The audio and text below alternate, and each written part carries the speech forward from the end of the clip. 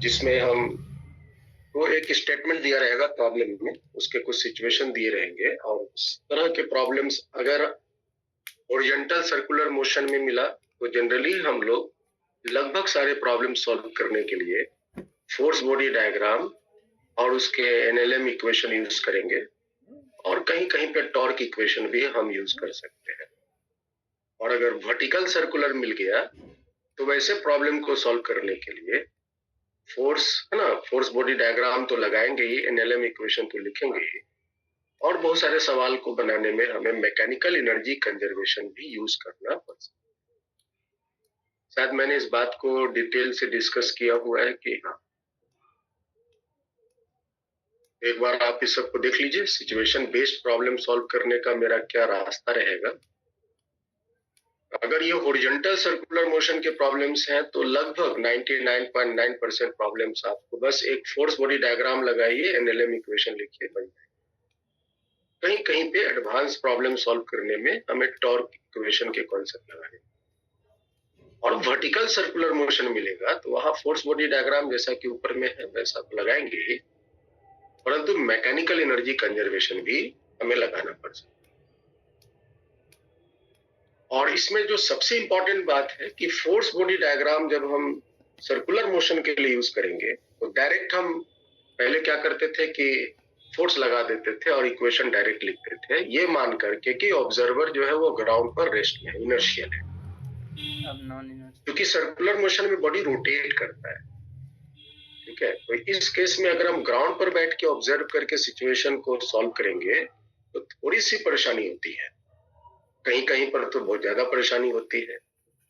तो उस परेशानी को आसान करने के लिए हम ऑब्जर्वर को चेंज कर देते हैं और ऑब्जर्वर को हम जो बॉडी रोटेट कर रहा है या सर्कुलेट कर रहा है उसी पर हम ऑब्जर्वर को बिठा देते हैं।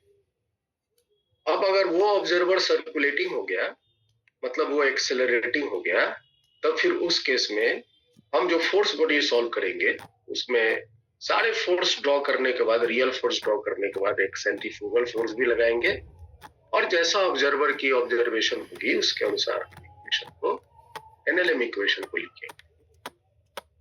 ठीक है, तो बहुत ज्यादा प्रॉब्लम खासकर सर्कुलर मोशन का हम इस ऑब्जर्वर को लेकर के सॉल्व करते हैं। ठीक है, तो चलिए हम एक एग्जांपल लेते हैं जिसमें एक बारी हम सिर्फ इनर्शियल ऑब्जर्वर लेकर के प्रॉब्लम सॉल्व करेंगे और एक बारी सर्कुलेटिंग ऑब्जर्वर को लेकर प्रॉब्लम को सॉल्व करेंगे और देखेंगे कि दोनों में क्या फर्क है। मैंने आप लोगों के लिए शायद कुछ प्रॉब्लम सिलेक्ट किया हुआ है, तो चलिए हम वहीं से लेते हैं।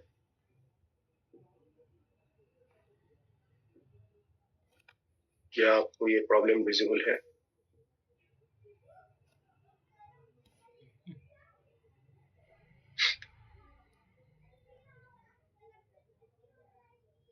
द फिगर, एक फिगर आपको दिख रहा होगा यहाँ पे, और इस फिगर में ये एक फिक्स्ड रॉड है और इसके साथ यहाँ पर एक पाइवोटेड रॉड है अलग से जिसकी लेंथ है L, और एक यहाँ से धागा बांध के एक मास लटकाया गया है जिस धागा की लंबाई L ही है। देख लो तो क्या है, धागा की लंबाई भी L ही है। इस रॉड का भी लेंथ L है और धागा का भी लेंथ L है।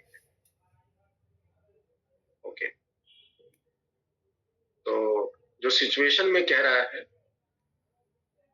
shows a rod of length 20 centimeter pivoted near an end and which is made to rotate in a horizontal plane with an angular speed, with some angular speed. इसको omega से rotate किया गया।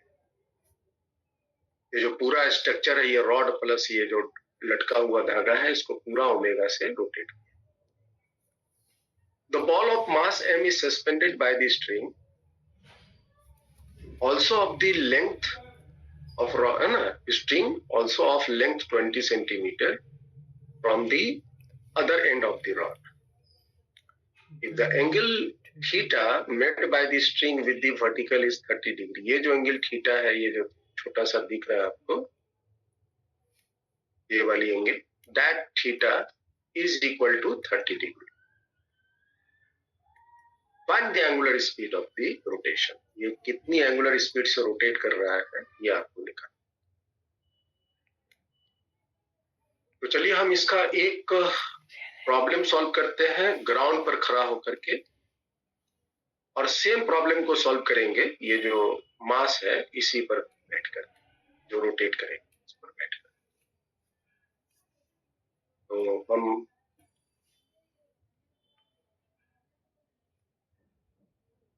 इस problem को solve करने में दो situation लेते हैं। एक with respect to observer on the ground, ground पर ऑब्जर्वर लेकर के इसको सॉल्व। बस आपको समझना है कि फोर्स जब हम ड्रॉ करेंगे तो कैसे करेंगे, और इक्वेशन जो लिखेंगे तो कैसे करेंगे।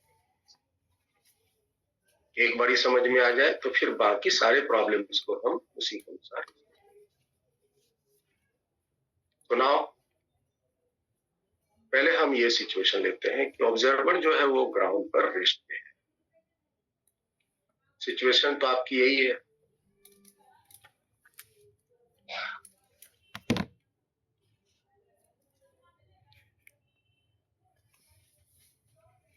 ये आपकी एक रॉड है और ये यहां से एक मास लटकाया हुआ है, ये मास लटकाया हुआ है L, और इसकी जो लेंथ है L है और इसकी भी लेंथ L है, और इसको ओमेगा स्पीड से नचाया गया है।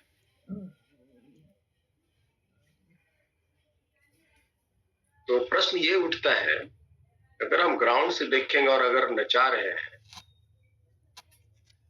तो बताओ तो ये तो सर्किल में नाचेगा ना, इसके साथ साथ ये जो मास है वो सर्किल में नाचेगा ऐसे। प्रश्न उठता है क्या ये धागा इसी तरह लटका रहेगा या तिरछा होगा? तो पहले हम इस बात को पता लगाने के लिए फोर्स ड्रॉ करते हैं। देखते हैं कि ये धागा ऐसे ही लटका रहेगा या धागा ऐसे हो सकता है या धागा ऐसे हो सकता है, या दूर भाग सकता है या नजदीक आ सकता है ना, इस रॉड के, वर्टिकल रॉड के, या नहीं तो वहीं पर लटका भी रह सकता है। तो सबसे पहली बात कि ये जो रॉड को नचाएंगे, इस रॉड को अगर हम नचाएंगे तो इसके साथ लटका हुआ ये धागा के साथ जो मास है ये भी सर्किल में रोटेट करेगा, ये बात तो फिक्स्ड है। वहां पे नहीं रहेगा, मूव करेगा। तो फोर्स लगाते हैं, देखते हैं कि क्या अगर ये मास सर्किल में नाच पा रहा है तो इसका मतलब जरूर इस पर एक सेंट्रीपिटल फोर्स सेंटर की तरफ लगना चाहिए। अगर सेंट्रीपिटल फोर्स इस पर मिल जाएगा लटके हुए स्थिति में तो हम कहेंगे हाँ भाई ये लटका हुआ सर्किल में चल सकता है। अगर सेंटर की तरफ फोर्स नहीं मिल पाया तो बोलेंगे नहीं ये कभी नहीं चल सकता। तो चलो फोर्स लगाते हैं और देखते हैं। एक यहां पर मास होने के कारण mg फोर्स लगेगा और एक फोर्स लगेगा धागा में टेंशन।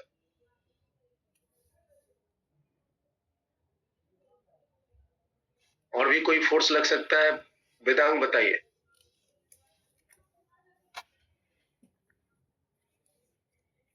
इस मास पे क्या और भी कोई फोर्स लग सकता है? Centripetal force. सेंट्रीपिटल फोर्स लगता नहीं है। सेंट्रीपिटल फोर्स चाहिए सर्किल में चलने के लिए। मैंने पढ़ाया था सेंट्रीपिटल फोर्स के बारे में बड़ा डिटेल्स। सेंट्रीपिटल फोर्स mv²/r लगता नहीं है। सेंट्रीपिटल फोर्स सेंटर की तरफ लगता हुआ लगना चाहिए ताकि सर्किल में चल सके, और ये फोर्स कोई एक्सटर्नल एजेंसी प्रोवाइड करता है जैसे tension, gravitational force, spring force, friction force. ऐसा वो कोई भी फोर्स जो सेंटर की तरफ काम कर रहा है वही फोर्स सेंट्रीपिटल फोर्स है, और वो बराबर होता है mv²/r।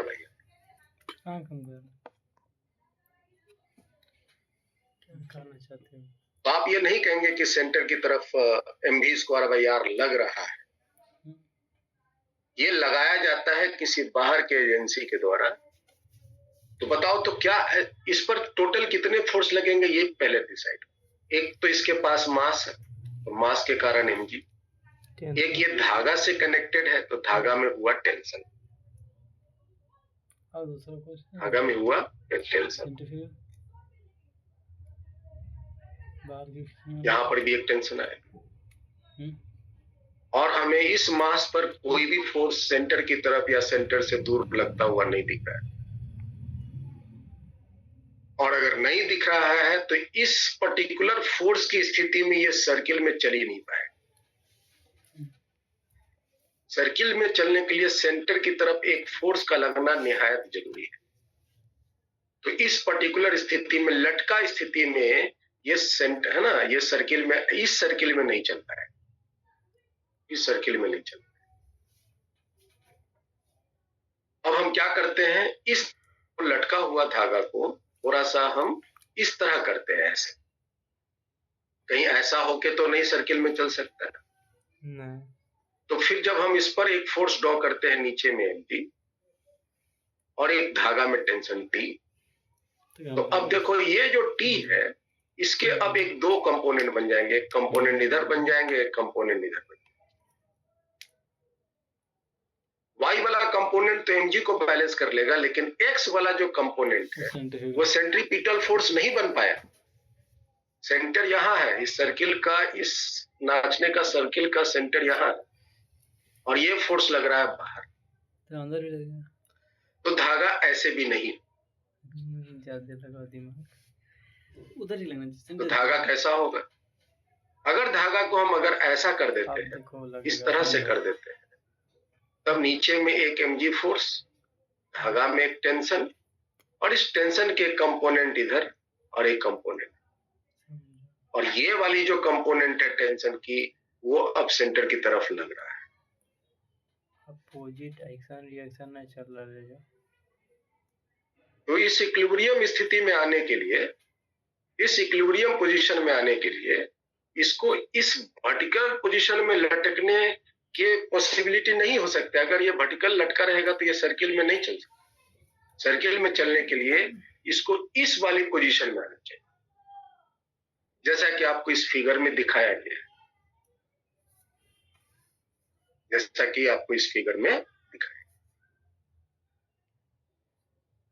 तो बात करते हैं, इसको हम हटाते हैं, बहुत सारा गंदा हो गया ये। तो हम अपनी सिचुएशन पे आते हैं। ये सारी चीजें एनालाइज करनी है पहले, कैसे स्थिति में ये सर्किल में चलेगा, कौन फोर्स लगाएगा जो कि इसको सर्किल में चला पाए। तो तय हुआ कि अगर हम इस रॉड को धागा से बांध के सर्किल में चलाएंगे, तो ये जो मास है वो वर्टिकल से कुछ एंगल बनाते हुए इस पोजीशन में आके ये वाली रेडियस सर्किल का बनाते हैं।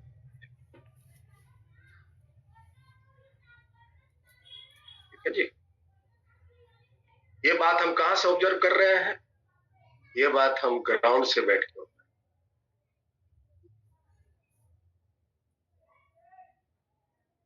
चलिए अब बताइए, ये आपकी लेंथ दी हुई है L, इसकी भी लेंथ L है और ये भी लेंथ L है। और मान लिया जाए कि ये एंगुलर पोजीशन थीटा का वैल्यू 30 डिग्री दिया हुआ है, तो मान लिया जाए ये थीटा एंगुलर पोजीशन है, थोड़ा सा इंक्लाइंड हो, और इसकी जो सर्कुलर मोशन है वो कुछ इस तरह से, this will be this circular motion. और इस सर्किल का रेडियस L नहीं होगा, इस सर्किल का रेडियस L प्लस ये वाली हो जाएंगे L cos थीटा। अब फोर्स लगा दीजिए, नीचे में मास होने के कारण mg और एक धागा में टेंशन दैट इज T के दो कंपोनेंट बनेंगे, एक कंपोनेंट इधर और एक कंपोनेंट इधर। ये थीटा है तो ये भी थीटा होगा, यहाँ हो जाएगा T cos थीटा और एक यहाँ होगा T sin थीटा। ये T sin थीटा ही लाने के लिए इसको हमने थोड़ा तिरछा किया है, ध्यान रखिए। अगर ये टी साइन थीटा नहीं मिलेगा तो ये कभी भी सर्किल में नहीं चलता।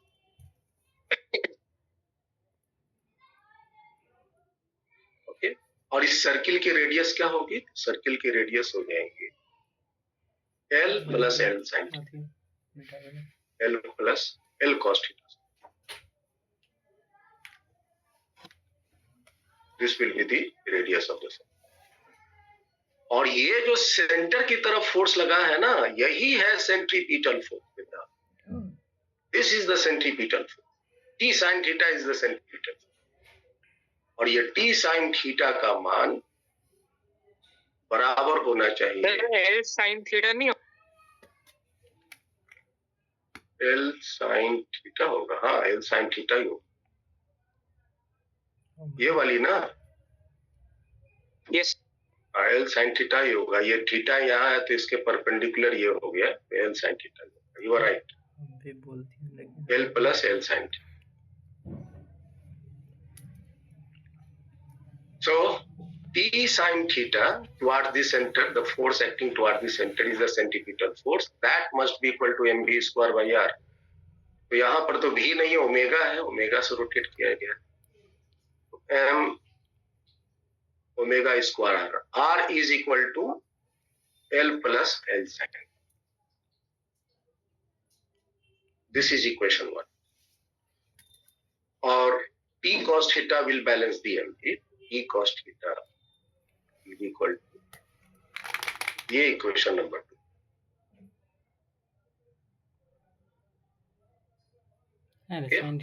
और फिर हमको निकालना क्या था? हमको निकालना था angular speed that is omega.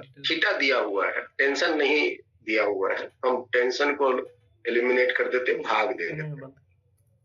So tan theta दोनों को डिवाइड किया 1/2 से, तो sin by cos tan theta will be equal to omega square l 1 plus sin theta divided by c।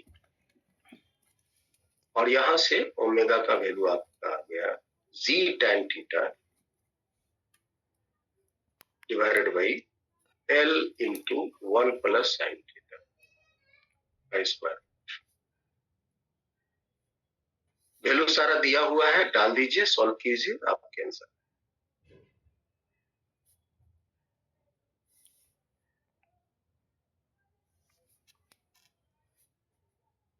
जब ऑब्जर्वर को आप ग्राउंड पर लेंगे तो सिर्फ रियल फोर्स ही ड्रॉ करें। रियल फोर्स वो फोर्स होता है जिस फोर्स के लगने के कारण आपको पता इसने ये फोर्स लगाया।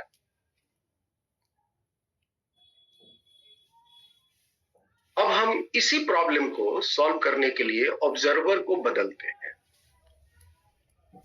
और तब देखते हैं कि उस केस में हम काम को कैसे अंजाम दें। With respect to observer on the body, on the block, on the ball, जो सर्किल में चल रहा है उसे। ये समझ रहा हूँ। ये वाली रॉड थी लटकी, यहाँ पे ये बांधा हुआ है एल और ये आपका लटका हुआ है। हम इसी पे ऑब्जर्वर ले रहे हैं। ज्यादा आसान, अब यहाँ ले ले, आप यहाँ ले लें, कहीं पर भी ले लें। हम यहाँ जो बॉडी नाचता हम उसी पे ले लेते हैं, काम करना आसान। अब आप इस ऑब्जर्वर इसको हम नचा दिए ओमेगा स्पेस। तो जितना दिमाग यहाँ लगाए थे कि रॉड है, ये जो है वो ऐसे होगा कि ऐसे होगा कि लटका रहेगा, यहाँ पे उतना दिमाग लगाने की जरूरत नहीं होती जब हम ऑब्जर्वर को उसी पर ले लेते। फोर्स ड्रॉ कीजिए, फटाफट आपको पता चल जाएगा। मास के कारण नीचे में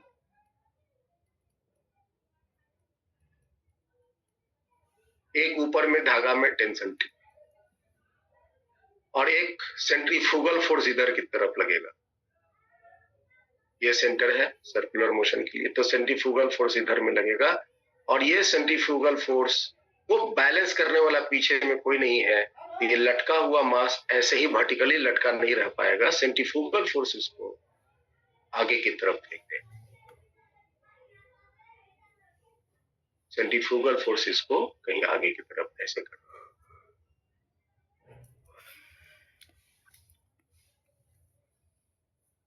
यहाँ पहुंचा देगा। अब इसका मास या ये सेंट्रीफ्यूगल फोर्स आगे की तरफ है। फोर्स ड्रॉ कीजिए, ऑब्जर्वर अभी भी यही है, मास के कारण नीचे में mg, धागा में अब टेंशन इंक्लाइंड हो जाएंगे ऐसे, और एक फोर्स इधर मिलेगा centrifugal force, that is m omega square r, और r यही होगा सर्किल का रेडियस, ये वाला r, this will be the r, इसका सर्कुलर पाथ। r की value l plus l sin theta, और टेंशन के हम कंपोनेंट डिसॉल्व कर सकते हैं। ये टेंशन का एक कंपोनेंट इधर, एक कंपोनेंट, ये एंगल थीटा होगा, दैट थीटा इज हियर। फिर टेंशन का कंपोनेंट t cos थीटा, और एक इधर में t sin थीटा।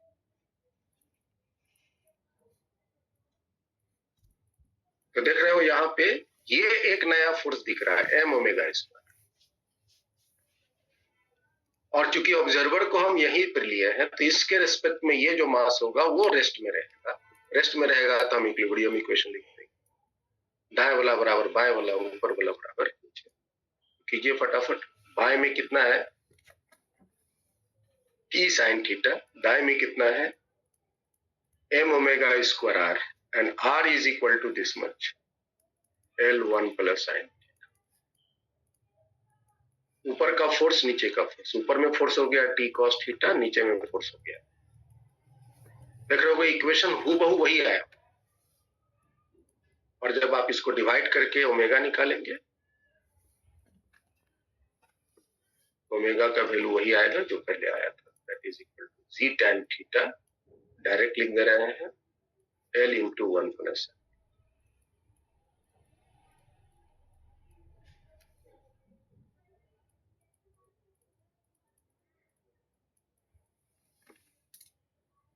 अब आप लोग देख के हमको एक बात ये बताओ कि इन दोनों स्थिति में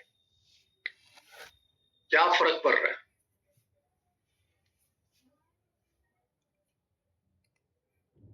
इन दोनों स्थिति में रियली में क्या फर्क पड़ रहा है? तो इसमें देख रहे हो तो दो ही फोर्स लग रहे हैं। इस पर्टिकुलर पहला केस में इसमें दो ही फोर्स लग रहा है, एक mg लग रहे हैं और एक टेंशन लग रहा है, ये तो दोनों उसका कंपोनेंट। और इस केस में तीन फोर्स दिख रहे हैं, एक mg और एक टेंशन और एक सेंट्रीफ्यूगल फोर्स,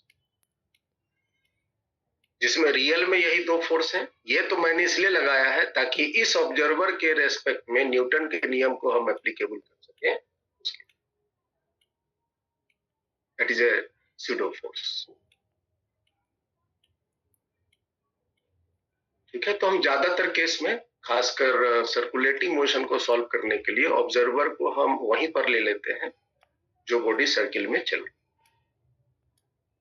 तो इसके रेस्पेक्ट में प्रॉब्लम सॉल्व करना बहुत इजी, नहीं तो आपको फिर ढूंढना पड़ेगा कि सेंटर की तरफ कौन फोर्स लगा, और सेंटर की तरफ जो भी फोर्स लगा, अगर आप ऑब्जर्वर को ग्राउंड पर लेकर बनाओगे तो सेंटर की तरफ जो भी फोर्स लगा उसको पहचानना पड़ेगा, पकड़ना पड़ेगा, पता लगाना पड़ेगा, और फिर उसको इक्वेट करना पड़ेगा m ओमेगा स्क्वायर, जो कि मैंने यहाँ पे आपको सारा कॉन्सेप्ट पहले से लिखाया हूं। अगर आप इनर्शियल ऑब्जर्वर लेकर बनाते हैं तो सिर्फ रियल फोर्स ड्रॉ कीजिए, draw only real forces acting on the body, और फिर find net force towards the centre, centre की तरफ नेट फोर्स पता लगाइए, and put it equal to mv square by r या m, जो कि मैंने किया है। और अगर आप सर्कुलेटिंग ऑब्जर्वर लेते हो तो सूडो फोर्स के साथ, सेंट्रीफ्यूगल फोर्स के साथ आप सारे रियल फोर्स ड्रॉ कीजिए, और फिर ऑब्जर्वर जैसा देख रहा है उसके अनुसार। जनरली बॉडी जो सर्किल में ना चल रहा, हम उसी पे ऑब्जर्वर लिए हुए हैं, तो उस ऑब्जर्वर के रेस्पेक्ट में बॉडी रेस्ट में ज्यादातर केस में मिले।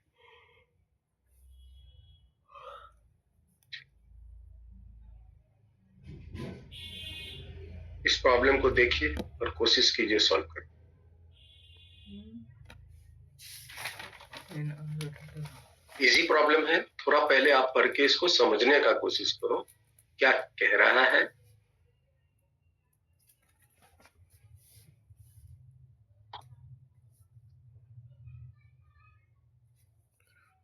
सब कोई प्रॉब्लम सॉल्व करने का नियम वही है जो हम लोग पहले से डिस्कस करते आ रहे हैं। पहले पढ़ो, पढ़ के समझो, समझ कर एक उसका डायग्राम बनाओ, डायग्राम में सारे डाटा को रिप्रेजेंट करो, जो निकालना है उसको भी दिखाओ, और फिर उसके बाद जो तुम फिजिक्स सीखे हो लगाओ।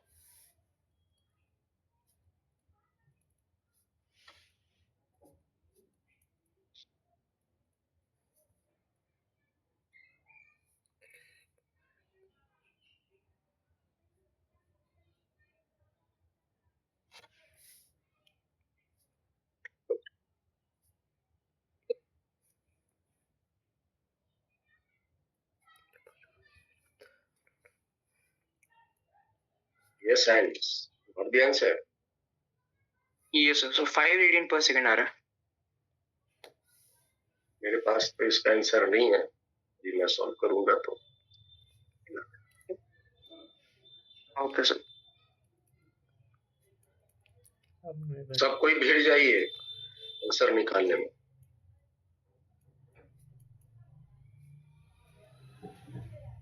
ये मत सोचना कि सर तो बना ही देंगे तो मैं उसको देख के समझ लूं।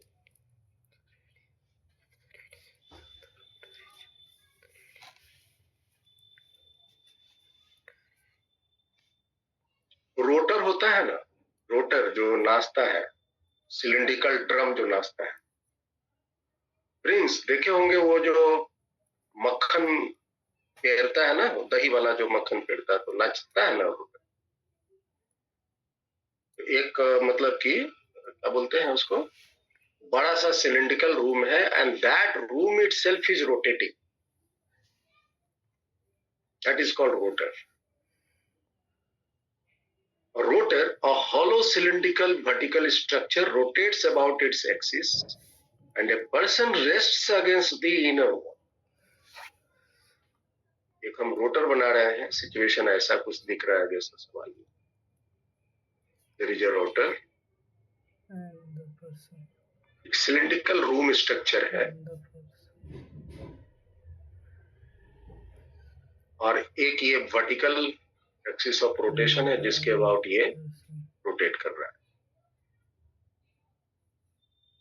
The whole system is rotating with speed omega. And a person rests against the inner wall. एक आदमी है जो यहाँ पे खड़ा है, यहाँ पे एक आदमी खड़ा है। एक आदमी है जो इस दीवार की सहायता से यहाँ खड़ा है, इस तरह से। पैर इसका जमीन पर है और इसका जो बैक पोर्शन है, आदमी का जो पीठी है, वो इस दीवार से टिका हुआ है। The man is rests against an inner wall. At a particular speed of rotor, the floor below the person is removed.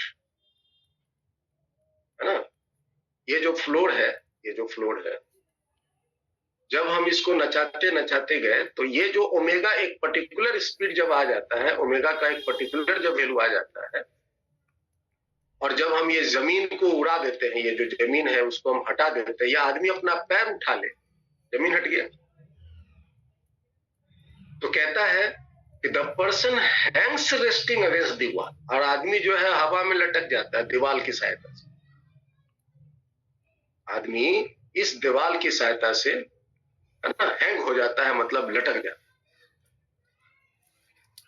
मतलब कि हम अगर इसका जमीन को हटा ले और ये रोटर के साथ ये आदमी भी रोटेट कर रहा हो दीवार के सहारे से, तो जमीन को हटा ले तो ये नीचे नहीं गिरता, ये दीवार के साथ टंगा रहता है, लटक जाता है, without any floor. If the radius of rotor is 2 metre, अगर इसका रेडियस 2 मीटर है, and the coefficient of static friction between the wall and the person is 0.2, इन दोनों के बीच का coefficient of friction mu है 0.2, find the minimum speed at which the floor may be removed. इसकी minimum speed क्या होनी चाहिए, omega का मान या भी का मान इसका क्या होना चाहिए, ताकि ये फ्लोट को रिमूव किया जा सके। ठीक है, तो स्पीड पूछ रहा है, तो स्पीड मतलब हम निकालेंगे v, नहीं तो पूछता एंगुलर स्पीड तो निकालते तब फिर ओमेगा। तो ये जो आदमी है ये इस सर्कुलर मोशन में चले। हम क्या करते हैं, एक ऑब्जर्वर को इसी पर ले लें, इस ऑब्जर्वर फोर्स लगा दीजिए, मास के कारण mg, एक सेंट्रीफ्यूगल फोर्स mv²/r, ये दीवार से ये कांटेक्ट में है तो दीवार इस पर एक नॉर्मल फोर्स लगाएगा,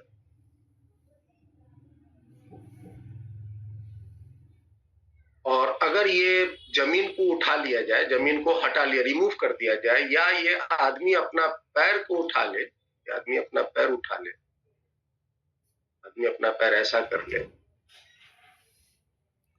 ना, जमीन छोड़ दिया उसका पैर, जमीन यहाँ पर है, आदमी अपना पैर को हटा ले, दीवार के सहारे से लटक गया, आदमी अपना पैर हटा ले, तो फिर क्या होगा, ये आदमी जो है वो mg के इन्फ्लुएंस से नीचे जाने चाहेगा, तो ये जो दीवार है उसको नीचे जाने से रोकने के लिए एक फ्रिक्शन लगा ऊपर की।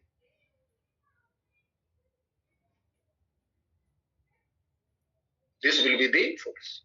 ऑब्जर्वर के रेस्पेक्ट में रेस्ट में होना चाहिए, आदमी लटके रहना चाहिए, तो सारे फोर्स आपने लगा दिया, इक्वेशन सेट कीजिए, n बराबर आ जाएंगे mv²/r और फ्रिक्शन वैल्यू आएंगी mg।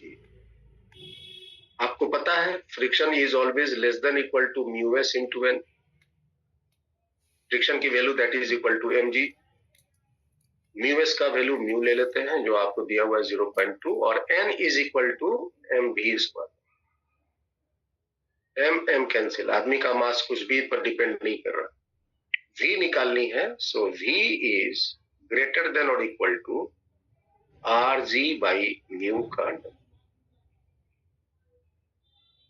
इसके नाचने की जो स्पीड होनी चाहिए वो √rg/μ से ज्यादा होना चाहिए या उसके बराबर होना चाहिए, तो मिनिमम मान तो बराबर का ही आएगा, √rg/μ। रेडियस शायद दिया हुआ है that is equal to 2 metre, g का मान 10 और म्यू का मान 0. पॉइंट हटाएंगे तो यहाँ 10 हो जाएगा, 2 कैंसिल, √100 का हुआ 10, the answer is 10 मीटर पर सेकंड। आइनस आपका आंसर कितना है? तो वो मैं स्पीड को एंगुलर स्पीड समझ लिया था, तो ओमेगा निकाल दिया था। ओके, तो ओमेगा आप बताइए, omega is equal to 5 radian per second.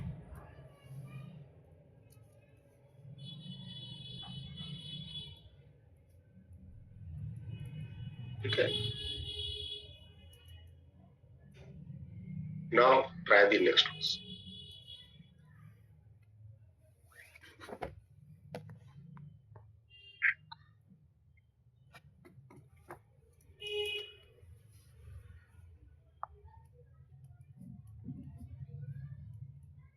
पढ़िए, समझिए, कोशिश कीजिए।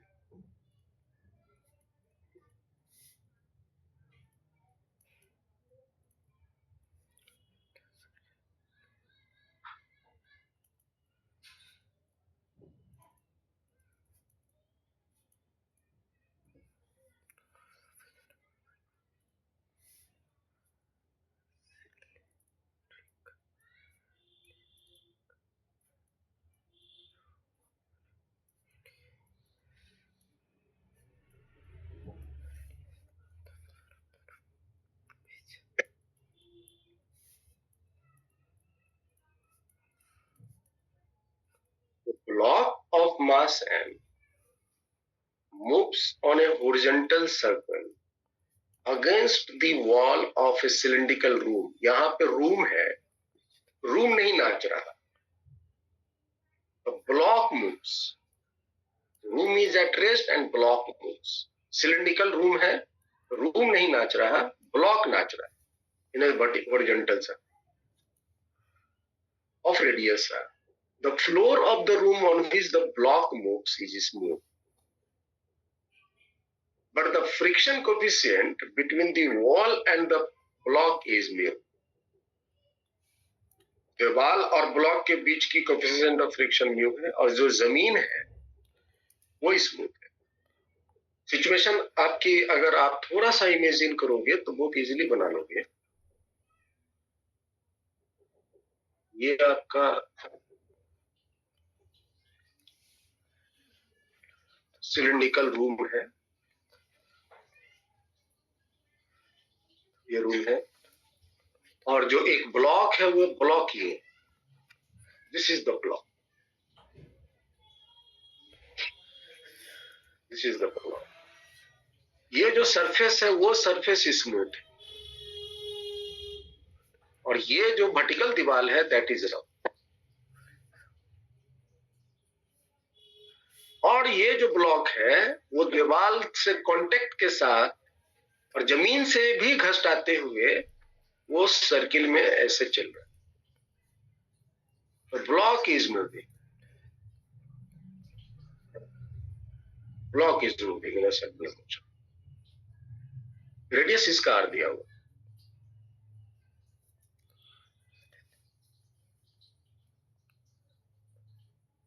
ठीक है जी.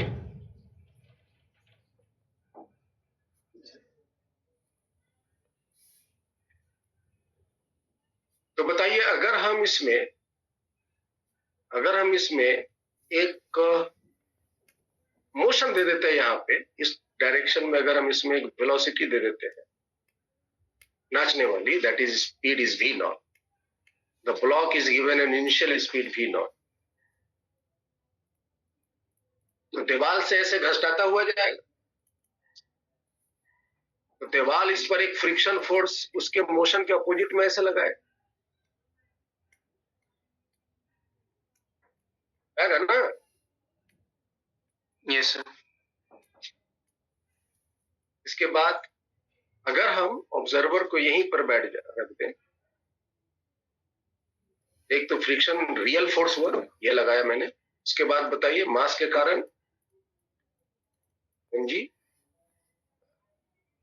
ये जो कांटेक्ट है जमीन का जो कांटेक्ट है वो इस पर एक नॉर्मल फोर्स ऊपर दिया, ये फ्लोर के कारण हुआ. This is a normal exerted by the floor. एक सेंट्रीफ्यूगल फोर्स लगेगा रेडियली आउटवर्ड,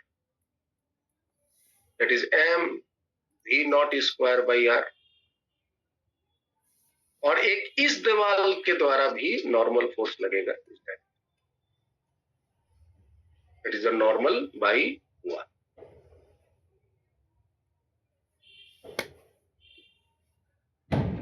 अब देखो ध्यान से, ये जैसे जैसे ब्लॉक आगे मूव करेगा तो इसकी जो वेलोसिटी है उसके अपोजिट डायरेक्शन में ये फ्रिक्शन लग रहा है. उसके अपोजिट डायरेक्शन में ये फ्रिक्शन लग रहा है. ठीक है. तो ये फ्रिक्शन क्या करेगा, इसकी स्पीड को कम करेगा और धीरे धीरे नाचते नाचते ये स्लो डाउन होते हुए कभी ना कभी रुक जाए. और ये फ्रिक्शन यहां पर एक टेंजेंशियल फोर्स के रूप में काम करेगा. आपसे क्या पूछ रहा है, as a function of speed u, मतलब कि ये नाचते नाचते मान लो गया और स्पीड कम होता गया. कभी यहां ये जब पहुंचा और यहां पर उसकी स्पीड घट के यू हो गई है, तो यहां पर तो फ्रिक्शन तो लगेगा अगेन अपोजिट में. फिर पूछता है उस केस में फ्रिक्शन नॉर्मल वगैरह सब, तो यहां पर भी फोर्स ड्रॉ कर लीजिए यू के रेस्पेक्ट में. ऑब्जर्वर याद रहे यहीं पर है, एक सेंट्रीफ्यूगल फोर्स लगा देंगे m u square by r. एक नीचे में मास के कारण mg, जमीन के द्वारा एक नॉर्मल फोर्स ऊपर लगेगा नॉर्मल बाई द फ्लोर, और एक इस दीवार के द्वारा एक नॉर्मल फोर्स लगेगा toward the centre, that is normal exerted by the wall. बस ये वाली सिचुएशन है। चलिए एक एक करके प्रॉब्लम सॉल्व किया जाए। पहला क्या पूछ रहा है? Normal force by the wall on the block. दीवार के द्वारा नॉर्मल फोर्स क्या होगा? क्योंकि ऑब्जर्वर यहां लेकर के मैं बनाया हूं, सारे इक्विलिब्रियम इक्वेशन लिखते हैं। एन डब्ल्यू वॉल के द्वारा बराबर हो जाएगा लेफ्ट साइड मतलब m u square. This is the answer of this first question. Friction force by the wall. Friction force by the wall क्या होगा? mg म्यू के नहीं घसटा रहा है ना? yes sir ये घसटा रहा है ना? yes sir म्यू के इंटू एन, और एन हो जाएगा दीवार के द्वारा। फ्रिक्शन फोर्स भी दीवार ही लगा है, तो म्यू के का वैल्यू तो दिया हुआ है शायद म्यू, और yes एन वाल का हो गया m u square. u square This is the friction force. Tangential acceleration. Tangential acceleration होगा क्या? Tangential force divided by mass. Tangential force divided. Tangential force यहाँ क्या है? yes Friction. yes sir Friction by mass. अब चूंकि opposite में लग रहा है तो ये रिटार्डिंग की तरह काम करेगा, सो माइनस में। एक्सेलरेशन पूछ रहा है, टेंडेंशियल रिटार्डेशन पूछता तो प्लस। yes sir तो दैट इज इक्वल टू, इसके मान हो गए फ्रिक्शन कितने, एम से डिवाइड करो तो आ जाएंगे mu u square by r minus के साथ म्यू यू स्क्वायर एक्सेलरेशन। और आपसे क्या पूछता है? Integrate this tangential acceleration to obtain the speed of this block after one revolution. मतलब एक पूरा चक्कर काटने के बाद इसकी स्पीड घट जाएंगी, तो एक चक्कर काटने के बाद स्पीड घट के क्या हो जाएगा ये निकाल सकते। तो देखिए एक चक्कर काटने के बाद इसकी स्पीड क्या हो जाएगा। तो मेरे पास एक्सेलरेशन है that is minus mu u square divided by r. Acceleration को हम लिख सकते हैं dv बाई dt, है ना? और यहां हो गया आपका v के टर्म में लिख लेते हैं या u के टर्म में du बाई dt। निकालना क्या है? u obtain the speed, speed निकालनी है। du by dt is equal to minus mu u square by. हम ऐसा करते हैं, लेफ्ट साइड में u के टर्म में लाने के लिए टाइम हमको नहीं चाहिए, हमको एक रिवोल्यूशन देनी है, डिस्टेंस लानी है, तो ds बाई ds कर, ds by ds by dt is u du, और यहाँ का जो राइट साइड का u स्क्वायर है उसको हम नीचे दें, माइनस म्यू बाई आर, और ये वाला जो ds है उसको राइट साइड। थोड़ी सी गणित समझ लीजिएगा, मैं डायरेक्ट कर दिया, मैं इसको फिर कर देता। पहले हम इसको ds by dt is u लिख दिए, u du बटा में ds is minus mu u square by r. एक u कैंसिल, एक u जो राइट साइड में रह गया उसको हम लेफ्ट साइड भेज दिए, माइनस म्यू बटा में आर, और एक जो ds है उसको right side. This is that. Now integrate it. जब वो चलना शुरू किया था वहां पर उसकी speed, initial speed v not थी, v नॉट थी, देखो दिया हुआ है initial speed is v not. ये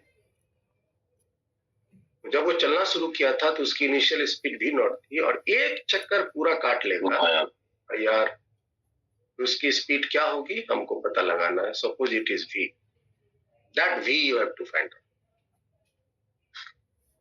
बस अब अगर आप इसको इंटीग्रेट पर कर पाओ तो आपके आंसर आ जाएंगे। इंटीग्रेशन नहीं कर पाओगे तो आंसर नहीं आएगा। चलो करते हैं। लेफ्ट साइड हो गया log u बेस ई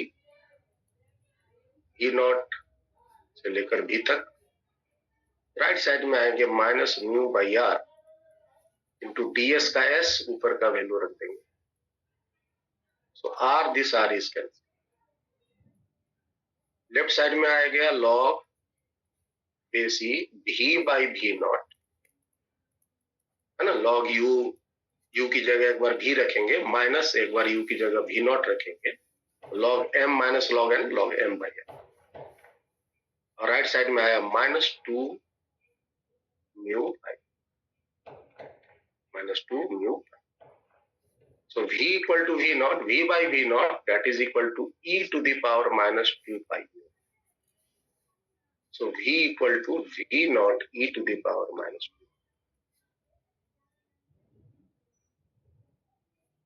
इसकी स्पीड कुछ इस तरह से चेंज होगी।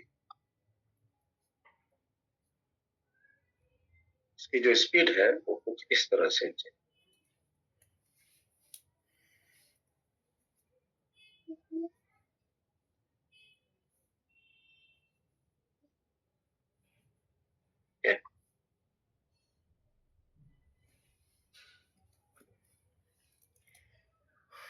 इंपॉर्टेंट क्या है वो सुनिए। इंपॉर्टेंट नहीं है कि इंटीग्रेट कैसे किया जाता है, इंपॉर्टेंट नहीं है कि ये कैसे एक्सेलरेशन निकाल के ये इंटीग्रेट करके वेलोसिटी निकाल, ये सब हम काइनेमेटिक्स में सीखे।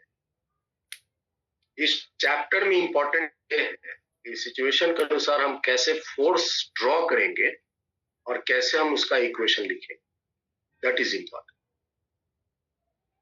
ये सीख जाओ तो आगे का काम पहले से हम सीखेंगे। Now, next question.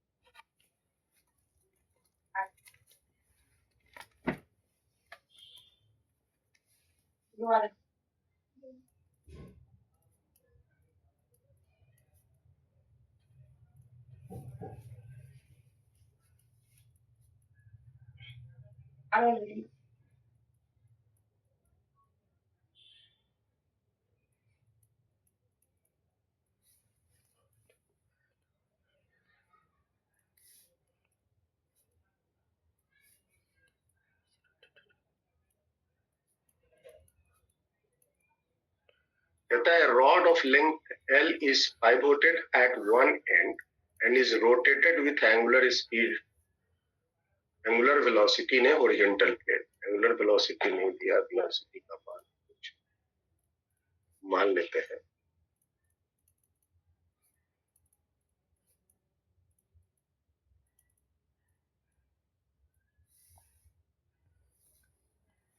Omega in a horizontal plane. Find the tension at the points L by 4 and 3L by 4 away from the pivoted end.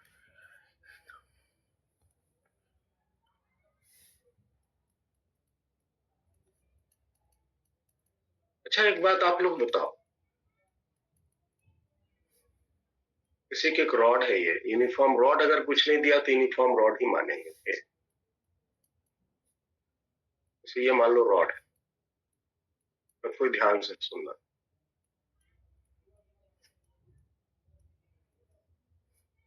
इसको हमने नचाया, इस पूरे रॉड को नचाया,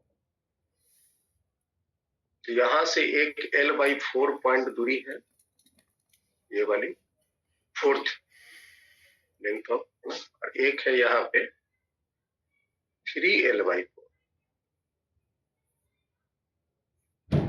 ये वाली। एक पॉइंट यहाँ है, एक पॉइंट यहाँ की टेंशन T1 बोले, यहाँ की टेंशन T2। पहली बात ये बताओ कि दोनों में से कहाँ का टेंशन ज्यादा हो? T2 का।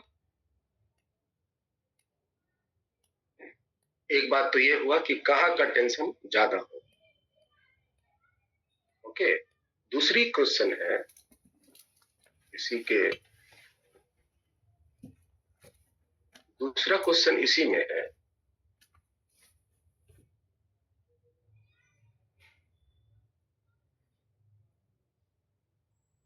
कि अगर हम एक कोई पॉइंट पे, मान लो यहाँ पे ए पॉइंट पे, जो यहाँ से एक्स डिस्टेंस पर है, टेंशन निकालना चाहे, टेंशन सपोज टी, तो इस टी पॉइंट पे टेंशन, इस टी पॉइंट पे टेंशन किस मास के कारण होगा? इस मास के कारण होगा,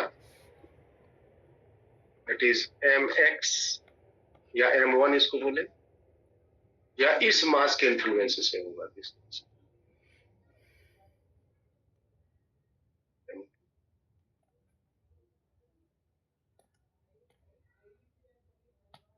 सर M1 की वजह से।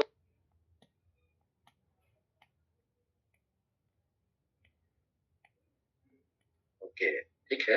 वेदांग ने बताया ए पॉइंट पे जो टेंशन होगा वो m1। चलिए प्रिंस, क्या कहोगे, तुम्हारा जवाब? M2 की वजह से बस।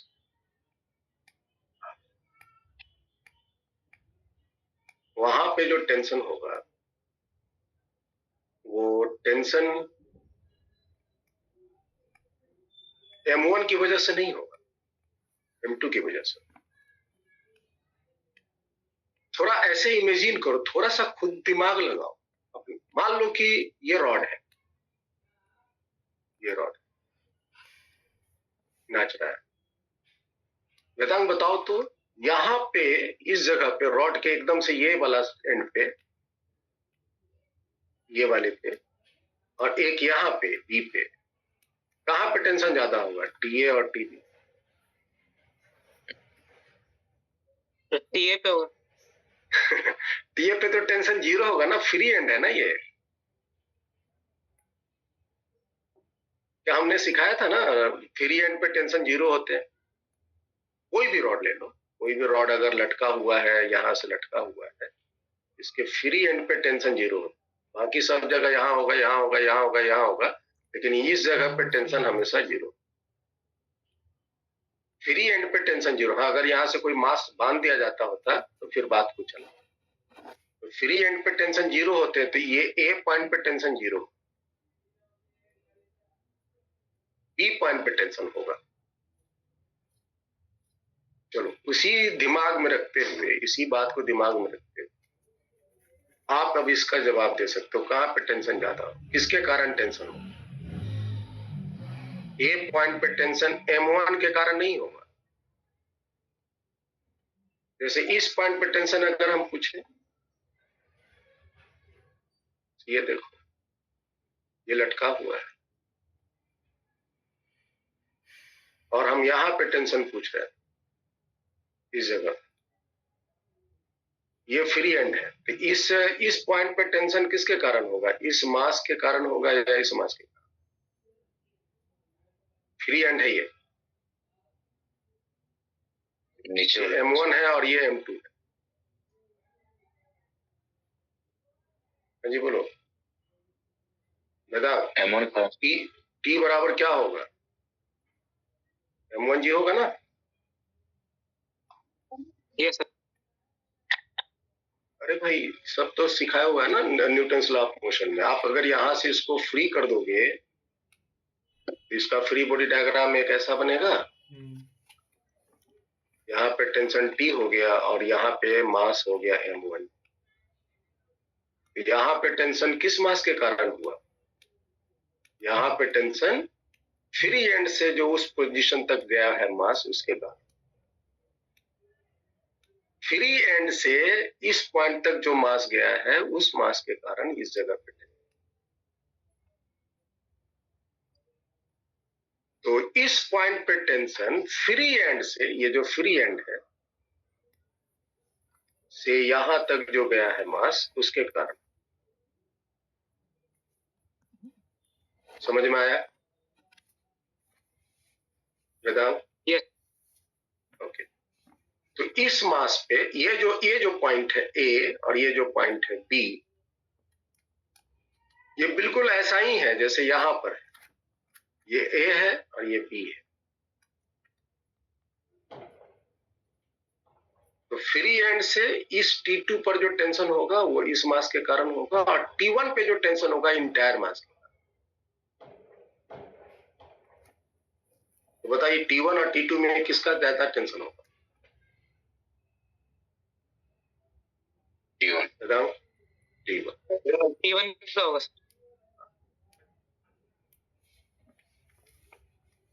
अब हमको ये पता हो गया कि कहाँ पे टेंशन ज्यादा होगा, कहाँ पे कम होगा, किसके कारण होगा।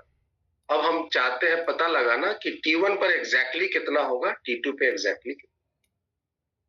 तो हम ऐसा करते हैं, जनरल क्वेश्चन इसको निकालने के लिए एक जनरल क्वेश्चन सॉल्व कर लेते हैं, और हम ये पता लगाना चाहते हैं कि रॉड के इस छोर से, यूनिफॉर्म रॉड है याद रखिए, ओमेगा स्पीड से नाच रहा है, रॉड की टोटल लंबाई ऑफ कोर्स L है, और हम ये जानना चाहते हैं कि रॉड के इस एंड से x डिस्टेंस पर यहाँ पे टेंशन होगा। Suppose I want to find this tension here. तो x डिस्टेंस पर अगर हम टेंशन निकालने सीख जाए तो x की जगह L/4 रख देंगे तो T1 का मान निकल जाएगा, और x की जगह है ना 3L/4 रख देंगे तो T2 का। ठीक है, तो हम इस x डिस्टेंस पर टेंशन निकालने का बात कर लेते हैं। ऐसा करते हैं, यहाँ पे एक छोटा सा एलिमेंट एज्यूम करते हैं जिसका थिकनेस है dx और इसका मास हो गया dm। हम सेंटर ऑफ मास से भी निकाल सकते हैं, उसका भी कॉन्सेप्ट हम आपको भी सिखा देंगे। पहले आप ये जो कॉन्सेप्चुअल क्वेश्चन है वो समझ। तो इसका मास कितना हो जाएगा? m/l dx। m रॉड की टोटल मास m ले लेते हैं, तो m/l इंटू dx। टेंशन इधर होंगे, यस टेंशन इधर। ओके, तो बताइए टेंशन का वैल्यू क्या होगा? टेंशन का वैल्यू क्या होगा? m dm omega square square x into x। x is the radius, yes x radius है ना। dm का मान बताइए क्या होगा? dm का मान हो गया m/l इंटू dx। तो ये omega square into x into dx। और इसको हम इंटीग्रेट कहां से कहां करें? इसको हम इंटीग्रेट करेंगे,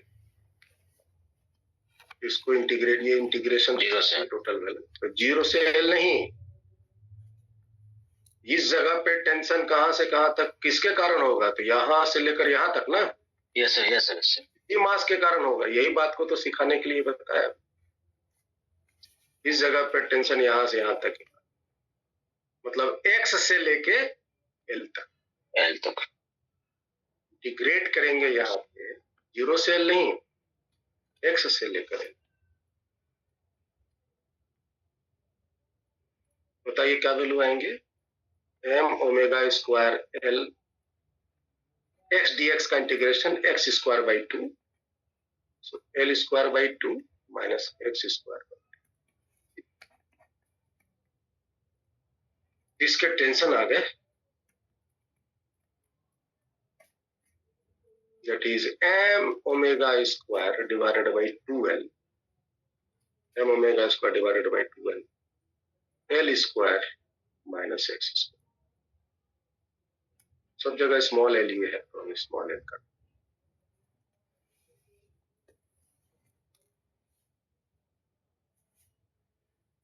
ठीक है, तो ये टेंशन हुआ at a particular distance x। It is a tension at a distance x from the pivoted end।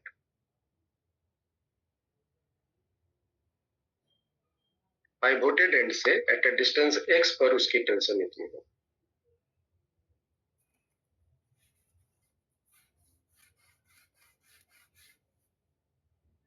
ठीक है बेटा। बताओ तो यहाँ पे टेंशन क्या होगा एट ए डिस्टेंस L/4? ये x डिस्टेंस पर टेंशन है, ये x डिस्टेंस पे टेंशन था, ये सभी x डिस्टेंस, dx नाम लेते।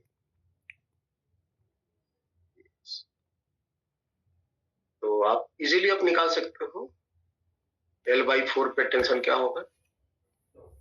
Sir 15m omega square L square upon 32L। L²/60। तो 16 में से 1 गया 15, L कट जाएंगे तो 15/32 m ओमेगा स्क्वायर है। और 3L/4 पे 7/32m omega square. L square, ये हो जाएंगे 3 3 जा 9L²/16। 16 में से 9 गया 7, तो 7mL² L/32। 7/32 minus, yes sir. तो कहाँ ज्यादा है? L/4 पे ज्यादा है हाँ सर। और यहाँ पे कम। और फ्री एंड पे अगर पूछा जाए tension at free and, tension at free and मतलब यहाँ विदाउट, यहाँ पे इस जगह, तो कितना दूरी पे बात करें? L पर। L पे बात करें। Tension at free end means x equal to L, x equal to L। बताइए, 0 आना चाहिए, तो x की जगह L रखेंगे तो 0 आ जाए। और टेंशन एट पाइवोटेड एंड क्या होगा? पाइवोटेड एंड,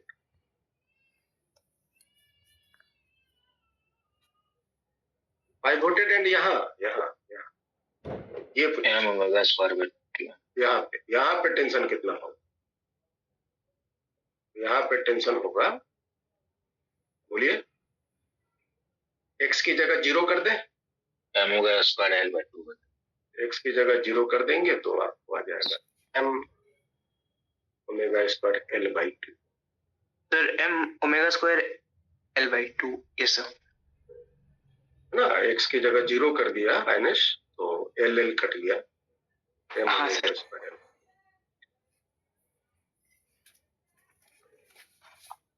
ये इंटीग्रेशन प्रोसेस से हम कैलकुलेट करके आपके साथ। अब देखो, इसी प्रॉब्लम को सॉल्व करने का मेरे पास एक और भी टेक्निक है ना, इसको बोलते हैं by centre of mass method.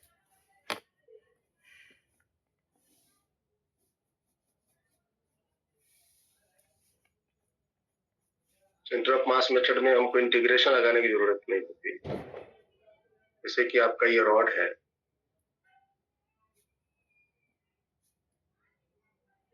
ये ओमेगा स्पीड से नाच रहा है, और यहां से हम x डिस्टेंस पे ये टेंशन निकालना चाहते हैं इस जगह पे।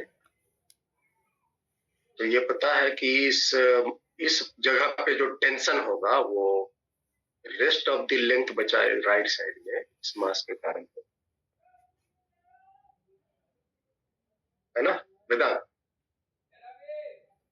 इस मास के कारण। Yes sir. ओके, अब इसका मास बता दीजिए, तो इसका मास कितना होगा? तो इस पार्ट का जो मास होगा L into m/l into l minus x, ठीक है ना? m/l हो गया lambda into l minus x। तो इतना मास हो गया इस पार्ट का। अब चूंकि ये पार्ट पूरा सर्किल में चल रहा है, तो इसका रेडियस हम क्या मानेंगे? अगर हम इस पार्ट की बात करें, इस पार्ट की बात करें, इतना का इतना लंबाई वाली मास जो है वो सेंटर, ये सर्किल में चल रहा है, इसका हम रेडियस क्या माने? तो हम क्या करते हैं, इसका सेंटर ऑफ मास नहीं यह सेंटर ऑफ, क्योंकि ये पूरा मास को हम यही एज्यूम करेंगे कि ये कंसंट्रेटेड है, ठीक है जी। और ये उसका हुआ सेंटर ऑफ मास, और यहां से इसकी दूरी कितनी होगी बता दो? ये हो गया x x plus l minus x by 2 l minus x by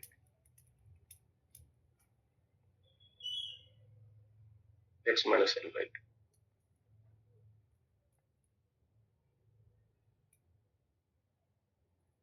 तो अब आप इसका टेंशन यहां पे बोल सकते, इस जगह पे टेंशन की वैल्यू होगी m की जगह ये m by l minus x, m omega square, r की जगह ये वाली x plus l minus x by 2। Simplify कर लो, यू विल गेट दिया। बताइए तो कितना आना चाहिए इसमें, m by l minus x omega square, LCM ले लो 2, ये हो गया 2x plus l minus x। और 2x में से x घटाएंगे तो x बचेगा, तो x plus l plus x घटा के डायरेक्ट हम लिख दें l प्लस x। तो यहाँ एक पहले से l माइनस x, एक यहाँ पर आ गया l minus x, a minus b a plus b, formula लगा देंगे स्क्वायर माइनस, ये हो जाएंगे m omega square by 2l l square minus x।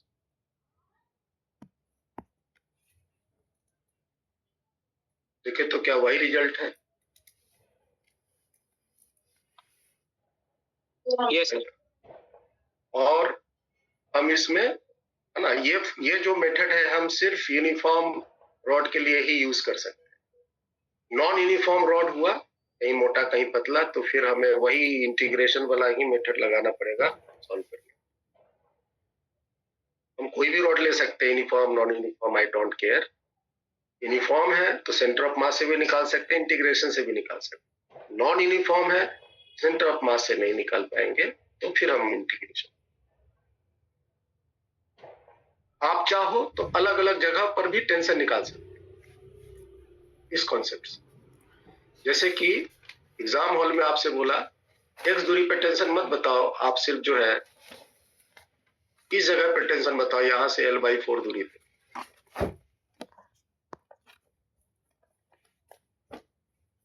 कैसे बताओगे बताओ? तो बताइए, तो इस पॉइंट पे टेंशन बस ये वाला मास बनाएगा ना, इसकी हो गई 3l/4, उसकी टोटल दूरी और कितनी बची है 3l/4। इसका मास कितना हुआ माइनस इस पोर्शन का? Sir m/l into 3l/4। हाँ, तो इसका मास हो जाएगा 3m/4 हो जाएगा ना, बाई 4। 3 पार्ट है, ये फोर्थ पार्ट ये वाला हुआ, ये वाला फोर्थ पार्ट, फर्स्ट पार्ट ये हुआ 3m/4। और इसका सेंटर ऑफ मास यहाँ है, इसके बीच में। इसका सेंटर ऑफ मास जो है इस पोर्शन का, ये जो पोर्शन है इसका सेंटर ऑफ मास जो है वो यहाँ है, यहाँ यहाँ पे इस एंड से 3l/8 डिस्टेंस। तो इसका रेडियस क्या हो जाएगा? इसका रेडियस क्या हो जाएगा इस सेंटर ऑफ मास? ये वाली l/4 प्लस 3l/8, ये कितना हो जाएगा भाई? 5l/8, 5l/8। बस हो गया। अब आप यहाँ का टेंशन बोल सकते हो। यहाँ पे टेंशन हो जाएगा m is 3m/4 m omega square into r is 5l/8। तो 5 दिया 15 m ओमेगा स्क्वायर l, 8 चौके 32। देखिए तो क्या वही रिजल्ट है? 15 m omega square l/4 distance. तो अब आप चाहे इस इंटीग्रेशन मेथड से बनाओ या आप जो है इस मेथड से बना। ये मेथड हम इसलिए फोर्स करते हैं आप लोगों को क्योंकि हम लोग के सिलेबस में, जेई में, नीट में, एडवांस में सिलेबस में यूनिफॉर्म रॉड ही दिया हुआ है। यूनिफॉर्म रॉड को यूनिफॉर्म रॉड है तो सेंटर ऑफ मास से हम इजीली बना सकते, क्यों प्रोसेस करेंगे ज्यादा। ठीक है जी। इसी का तर्ज पे अगर हम आपसे पूछें,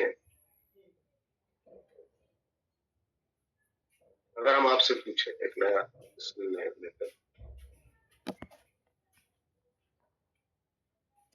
एक ये ट्यूब है, सबको ध्यान से सुनो। एक ये ट्यूब है, tube, hollow tube, tube, tube के भीतर पानी भरा हुआ है, ट्यूब के भीतर पानी भरा हुआ है,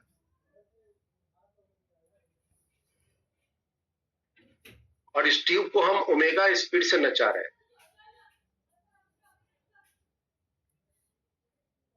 तो आपको बताना है कि ट्यूब का जो ये वाला पोर्शन है, ये वाली एंड, इस एंड पे कितना फोर्स लगेगा।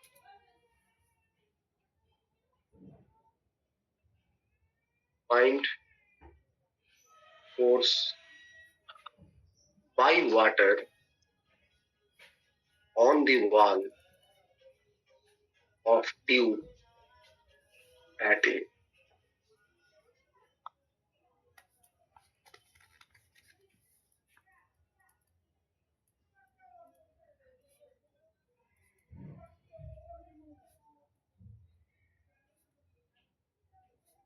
चाहो तो इंटीग्रेशन से बनाओ, नहीं तो सेंटर ऑफ मास से बनाओ। एक्चुअली में यहाँ पे जो फोर्स आएगा वो कहां से आएगा, थोड़ा इमेजिन करो और बताओ। ये जितने भी डस्ट पार्टिकल हैं, ये सारे जो डस्ट पार्टिकल हैं, ये जो डस्ट पार्टिकल, वाटर मॉलिक्यूल्स, सब पे अगर हम इसी पर बैठ के, ट्यूब पे ही बैठ के अगर हम बात करें, सब पे एक सेंट्रीफ्यूगल फोर्स लगेगा। यस। और ये सारे फोर्सेस का रिजल्टेंट फोर्स जो है इस एंड पर पहुंचे, हर एक मूल्य, है ना। तो ये सारे फोर्स का रिजल्टेंट निकालने के लिए एक तो तरीका है, हम सेंटर ऑफ मास वाला कॉन्सेप्ट लगाए, ये तो इंटीग्रेशन कर, तो सेंटर ऑफ मास वाला आप लगा सकते हैं, है ना। तो ये पूरा आपको रॉड लेना पड़ेगा, पूरा मास लेना पड़ेगा। तो इंटायर मास जो है उसका आपको दिया हुआ है m, और इसका सेंटर ऑफ मास ये हो गया। सेंटर ऑफ मास यहाँ से इसकी दूरी अगर l है, टोटल रॉड की लेंथ l है, तो हो गया l/2। ये इसका रेडियस यही होगा l/2। यहाँ पर जो फोर्स होगा, इस जगह पर जो फोर्स होगा, that force will be equal to m omega square L/2, radius l/2। That's it।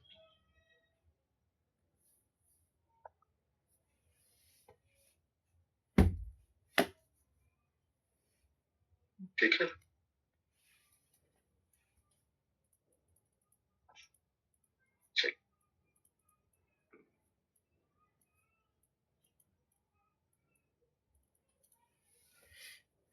चलिए क्वेश्चन यहाँ है।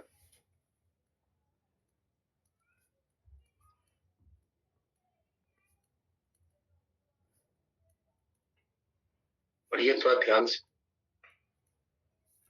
मास m and radius।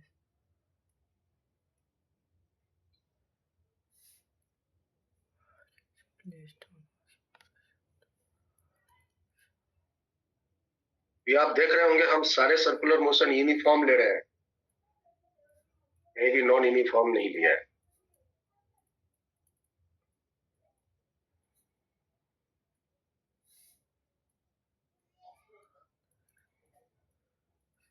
एक मेटल रिंग है, मास m है, रेडियस r है, is placed on a smooth horizontal table and is set rotating about its own axis। मतलब ring को ही, है ना, टेबल पे रोटेट करा दिया गया, such a way that the each part of the ring moves with a speed v। Find the tension in the ring।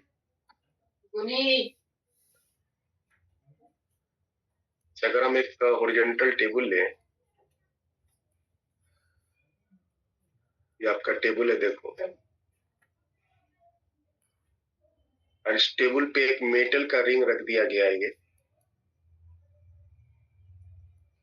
ठीक है, और रिंग को ऐसे रोटेट करा दिया गया, रिंग को घुमा दिया, रिंग को घुमाया गया, टेबल को नहीं, जिसके हर एक पोर्शन की स्पीड भी, हर एक पोर्शन की स्पीड भी हो।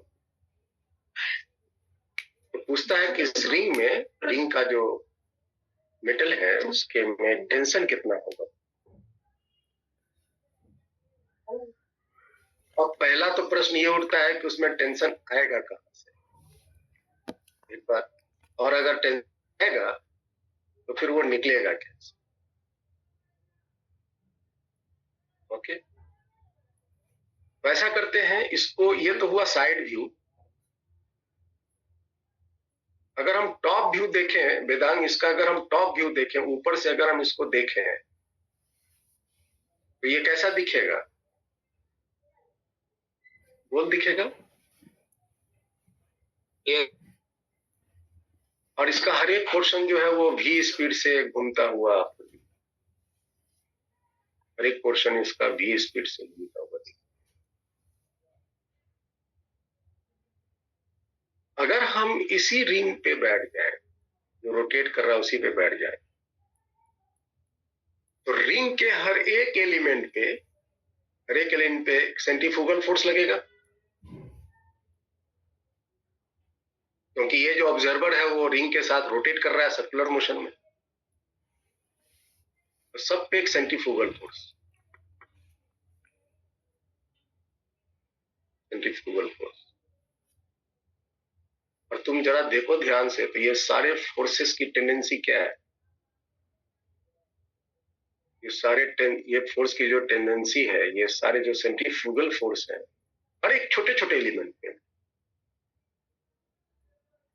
जैसे ये छोटा एलिमेंट पे फोर्स, ये छोटा एलिमेंट पे फोर्स, ये छोटा एलिमेंट पे, ये रिंग को क्या कोशिश कर रहा है, ये रिंग को इलोंगेट करने का कोशिश कर रहा है, इसका रेडियस बढ़ाने का कोशिश कर रहा है, दिख रहा है ना, एक्सपैंड करने का कोशिश कर रहा है। This force trying to expand, है ना, the radius of the ring,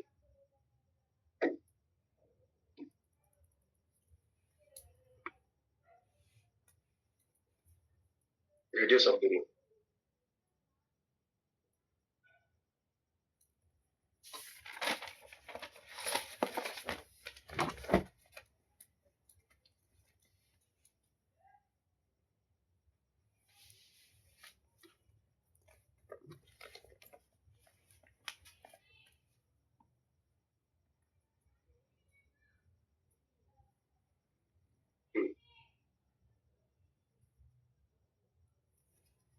देखिए मेरे पास एक ये रिंग है, ये रिंग,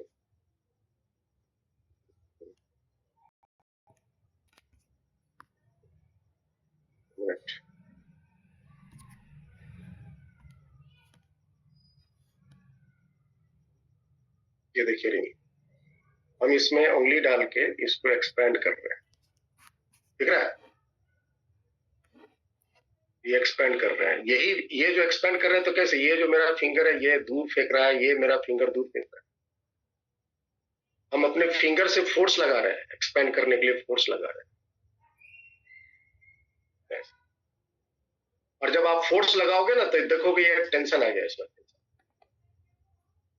आवाज आ रहा हो, समझे, ये जो फोर्सेस हैं मिलके टेंशन प्रोवाइड करते हैं। तो ये जो पार्ट है रिंग के हर एक पार्ट में टेंशन क्रिएट, जब ये वाली पोर्शन में टेंस आएगा, हालांकि एक्सपैंड हो नहीं पाया, लेकिन ये फोर्स जो है ना वो टेंशन क्रिएट कर दे। अब हम टेंशन कैसे निकालें ये बताते हैं। Force trying to expand the radius of the ring and hence tension in the wire of ring,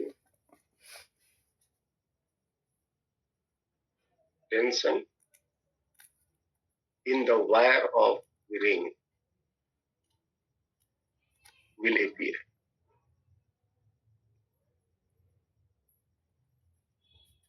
ये जो फोर्स है ये कोशिश कर रहा है trying to expand the radius of the ring and hence tension in wire of the ring will.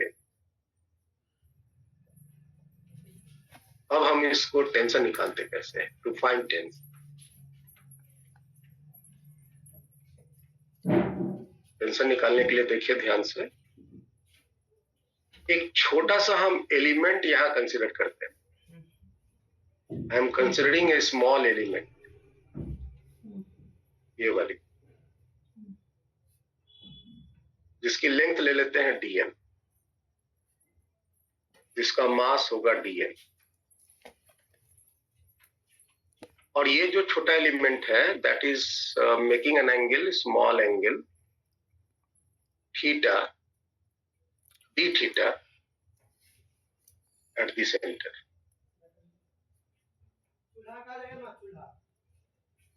ठीक है, थोड़ा देखो फिगर को। एक छोटा सा मैंने एलिमेंट एज्यूम किया है यहाँ पे, इसकी लेंथ है dl, जिसका मास है dm, और ये जो लेंथ है वो सेंटर पे एंगल बनाया d थीटा। ये सब छोटा छोटा है, बहुत छोटा। तो नाउ इसी पोर्शन को हम यहाँ पे थोड़ा जूम करके बना रहे हैं, इसी पोर्शन को थोड़ा जूम करके बना रहे हैं। ये dl है, यहाँ ये सेंटर है,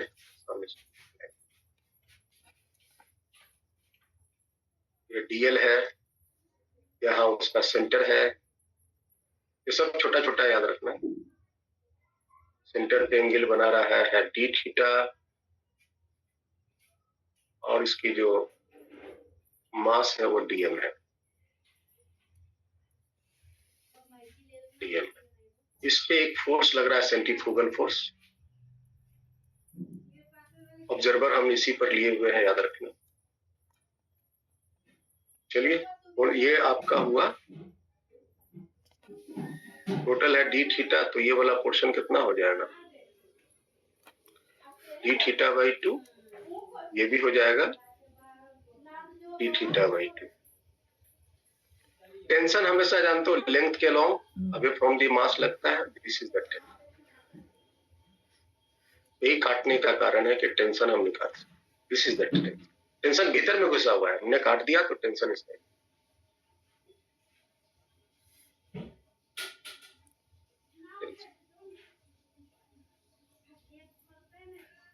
अब आप इनके कंपोनेंट डिसॉल्व करो।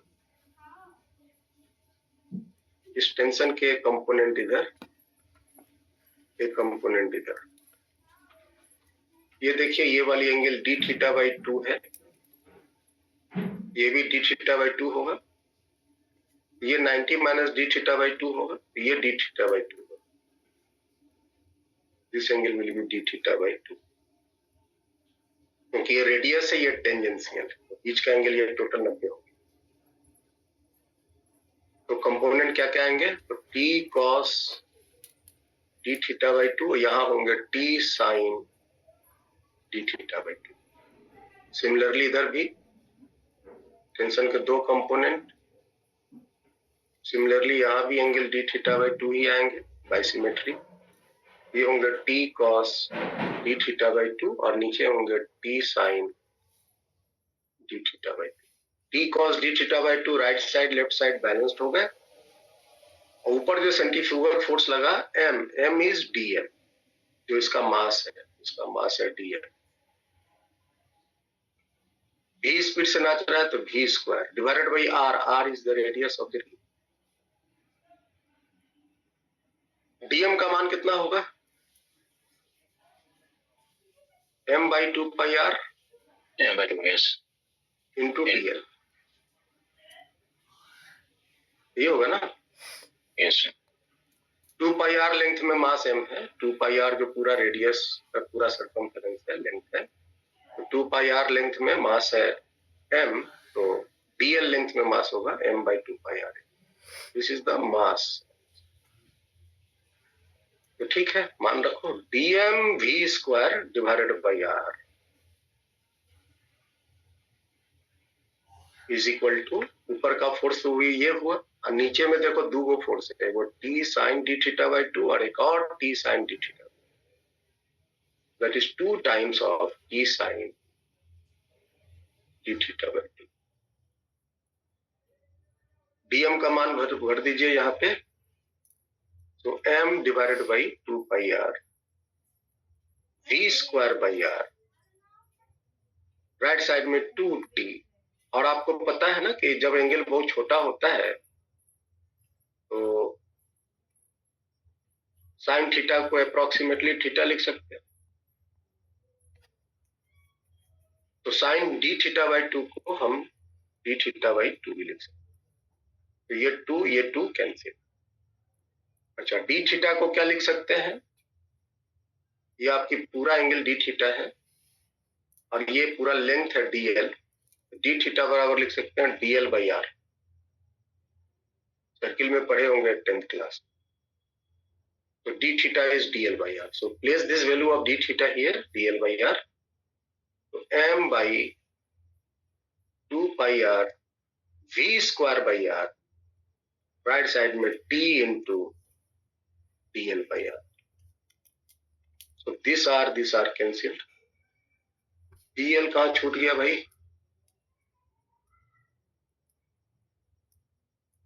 है ना, ये dm की value m dl by 2 pi r, m dl by 2 pi, dl भी कैंसिल हो और टेंशन बच गए m v स्क्वायर बाई 2.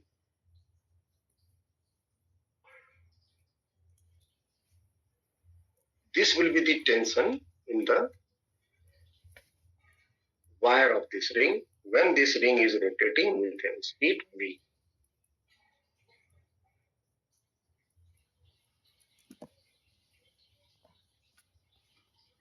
ठीक है वेदांत? Yes sir. अब देखो, ये तो हम आपको सिखाते हैं. मान लीजिए कि ये जो पोर्शन आपने सीखा, लेकिन एग्जाम में आपको कुछ ये वाला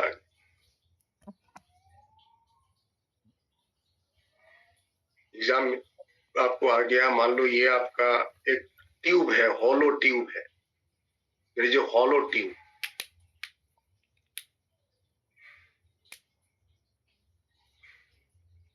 इस ट्यूब का एरिया ऑफ क्रॉस सेक्शन जो है वो बहुत छोटा है. दिस इज ए, रेडियस इसका r है. ट्यूब के अंदर पानी भरा हुआ है.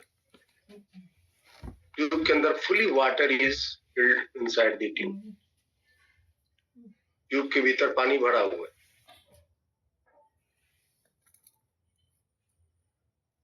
ठीक है? And this whole water is running inside this tube with a speed v.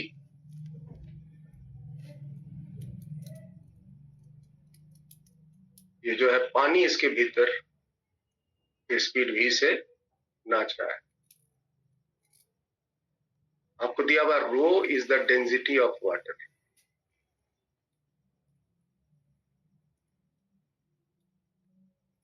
तो find the force exerted by water on, है ना, outer wall of the tube. Wall of the tube. ये जो ट्यूब का आउटर वॉल है, this is the outer wall. पानी के द्वारा इस आउटर वॉल में कितना फोर्स लगेगा इस पानी के द्वारा, this is the outer wall.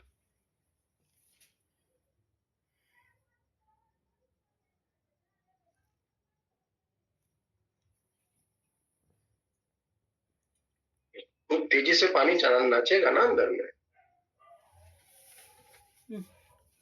तेजी से जब पानी नाचेगा तो उस पर फोर्स लगेगा, तो फोर्स का मान वही टेंशन के कॉरस्पॉन्डिंग आप बता सकते। फोर्स वाल पे जो लगेगा टेंशन के बराबर। टेंशन कितना था?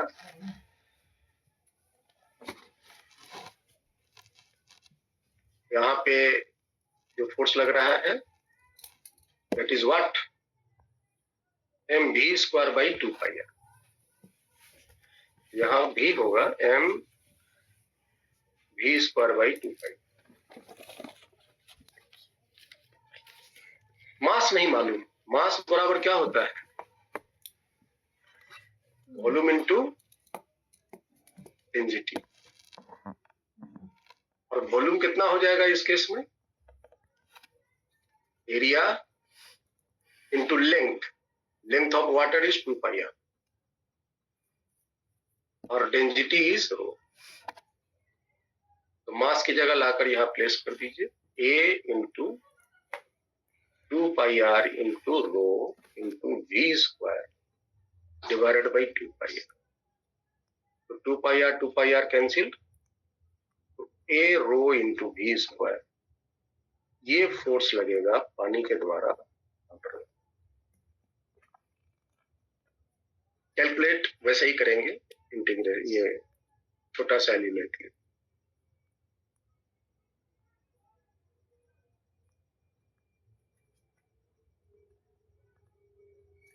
ठीक है जी।